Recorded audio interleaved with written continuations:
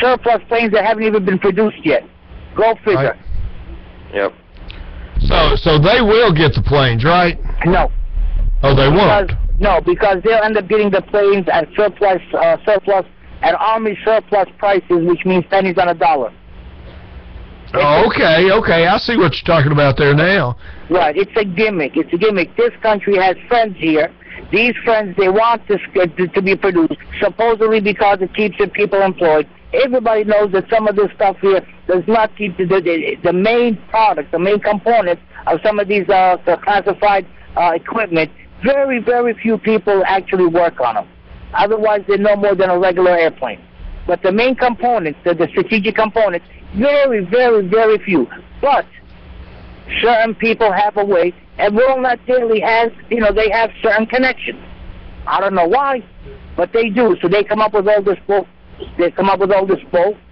And here we go. Now, instead of talking about that and has it helped the company, talk about this other stuff. Hey, Mike, we're running out of time. Hey, Larry Bradley up in Omaha, Nebraska. Want to thank you for being the co-host today. Hey, thecenterstrikesback.com. Larry, tell them about your book real quick. It's called Neither Liberal Nor Conservative Be, an action plan for people disgusted by polarized politics. It's available on Amazon.com or go to your local bookstore. They can order it for you. Hey, Larry, thanks for being with us. Hey, go to carconcerns.com. Stay with me 24/7. Hey, buy my book right there on carconcerns.com and The Truth About Car Buying, that CD. Hey, you shouldn't be car shopping this weekend unless you listen to that CD. We've sold thousands and thousands of them. It needs to be in your hands.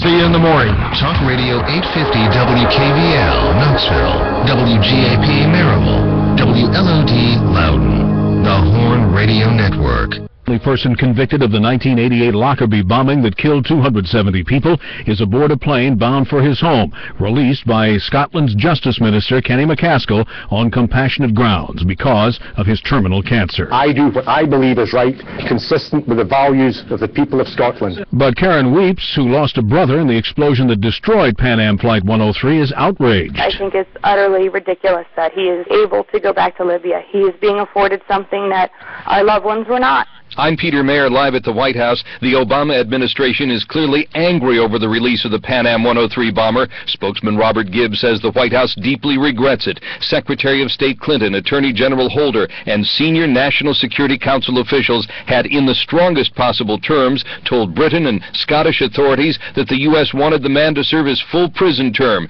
Clinton and Holder have now released their own statements, calling the terrorist release extremely disappointing. The polls have closed, and the counting has begun in Afghanistan, where voters cast ballots in the country's second direct presidential election.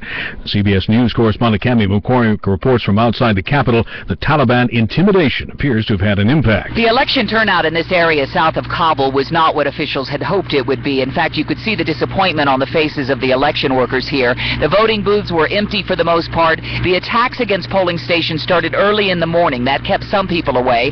Others said the threats by the Taliban over the past few weeks also achieved their goals and kept many people at home. Afghan security officials say 26 people were killed during